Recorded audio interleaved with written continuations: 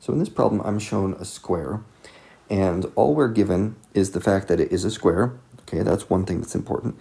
And the fact that this distance, x, is 2 feet long.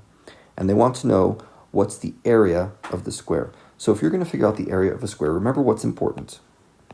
The area of a square is just equal to the side of the square squared. Okay, so we need to know the side length of this square. In other words, I would love to know this distance right here. Okay, if I know that distance in red, I can figure out the area of this square. So let's do that. What I have here in this picture is a square with a measure from the center to a vertex, x. And if you imagine completing this picture by drawing a line like so, that distance is also going to be from the center to a vertex, which is the same. Squares are symmetric, so that's also going to be x. And I'm going to label this thing, I don't know what that is, let's just call it c.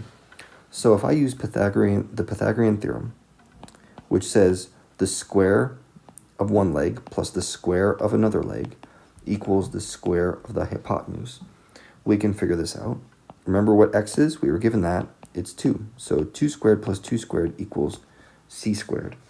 And that means 4 plus 4 equals c, and that means, c squared, and that means c squared equals 8. Now, before you start taking the square root of c squared to figure out what the side length is, you could do that, but you would just be squaring it again because I want the area, and the area is the side length squared, which we already have right here. So the area of this square is 8 square units.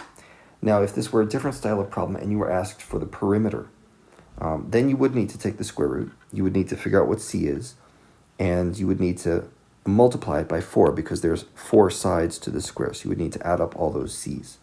But those are the two basic flavors of this style problem. You ask for either the area or the perimeter, and what you have to do is use your knowledge of the Pythagorean theorem to figure this out.